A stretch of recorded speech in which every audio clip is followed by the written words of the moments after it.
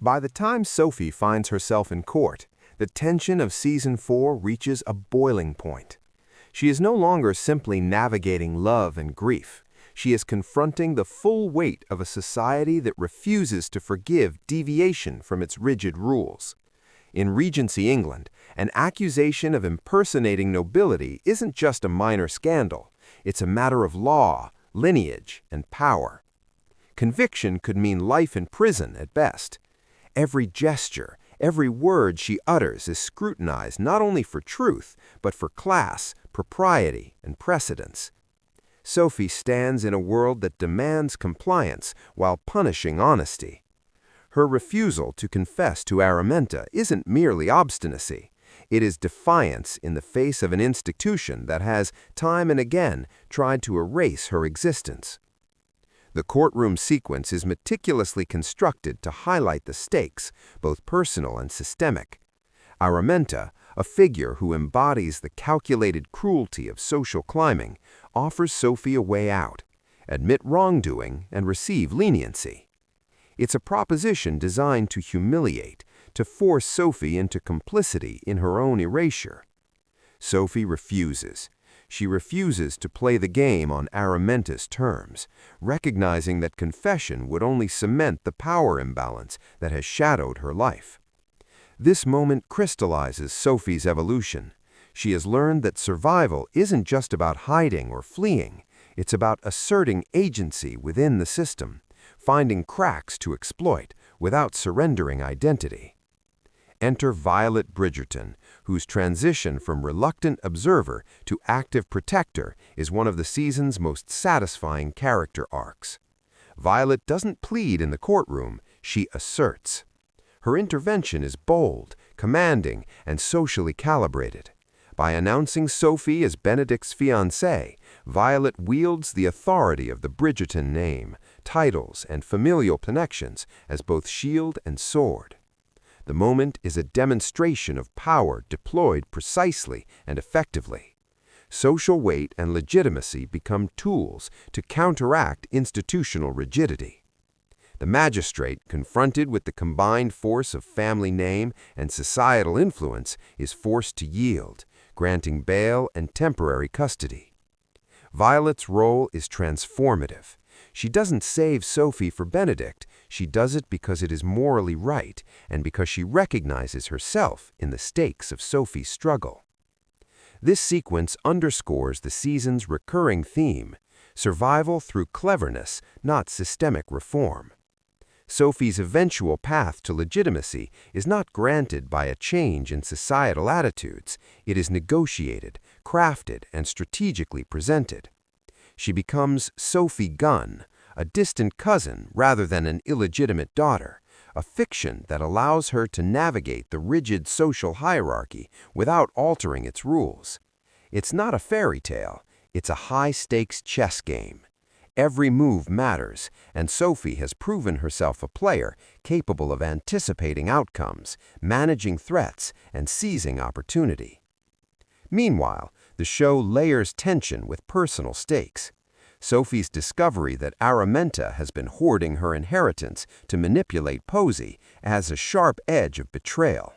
Violet leverages this knowledge to orchestrate a precise deal. The charges against Sophie are dropped, not because the system has shifted, but because the alternative, exposing Araminta's deceit, would devastate her standing. Sophie's victory is thus a masterclass in navigating systemic inequities. The rules remain intact, but the skilled application of knowledge, leverage, and alliances carves out a space for justice. Benedict's role in the courtroom is equally nuanced. His calm insistence that Sophie's legitimacy matters is a demonstration of his own growth. No longer the oblivious aristocrat, he is an active participant in shaping outcomes, understanding that love is insufficient without courage, strategy, and presence. The interplay between personal devotion and societal negotiation is what elevates the courtroom scenes beyond drama into a meditation on power, agency, and the mechanics of legitimacy. And yet, as the immediate threat is neutralized, the stakes remain unresolved. Sophie has one temporary reprieve, but the questions linger. Will the system ever truly accept her as she is, or is she forever forced to navigate shadows and illusions? Can love alone sustain her when legitimacy is still contingent, negotiated, and performative? Every choice made in that courtroom reverberates outward, influencing not only her fate, but the ethical and emotional arcs of everyone around her. The tension escalates further in the lead-up to Benedict's public proposal. Objects, gestures, and timing converge. Sophie's glove from the masquerade, her missing necklace, the ring Violet passed to Benedict, and the sketches of the cottage all serve as signifiers of connection, intent, and consequence. Each is a clue in the intricate social puzzle the characters are attempting to solve. The audience is acutely aware of how precarious the equilibrium has become. One misstep could undo months of careful maneuvering, shatter trust, and derail the fragile alliances that have been painstakingly built. And as the courtroom drama resolves, the show asks a subtle, almost terrifying question.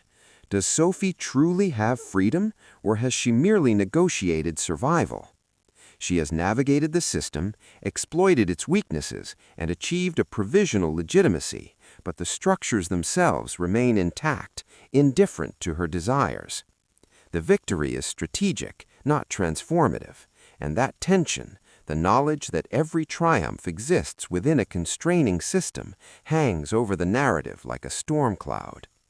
So, as the audience watches Sophie's careful victory unfold, they are forced to ask, has she really won, or is this merely the calm before the next storm? And more urgently, as Benedict prepares to step into the public eye with his proposal, will love and agency be enough to secure a future in a society that has already demanded so much sacrifice? The season builds to a crescendo at Queen Charlotte's Ball, a space where appearances and authority collide with desire and agency. Everything that has happened, Sophie's secrecy, Benedict's growth, Violet's strategic interventions, converges in a single tension-charged moment. The ballroom is not merely a setting for romance. It is a stage for the resolution of every social, legal, and emotional conflict that has driven Season 4. Every glance, every whispered word, and every placement of a hand is loaded with significance. Sophie has navigated invisible networks of power. Benedict has learned to wield influence alongside vulnerability, and Violet has solidified her role as the protector who can turn leverage into liberation. It's a delicate balance, and the season refuses to allow easy sentimentality. Benedict's proposal is as public as it is personal. Unlike the secret declarations of love that defined earlier episodes, this moment forces both characters into a social theater where identity, status, and legitimacy are as important as emotion. The audience watches as Benedict carefully maneuvers, not just to ask Sophie to marry him, but to secure her place within the rigid, unforgiving structure of Regency society.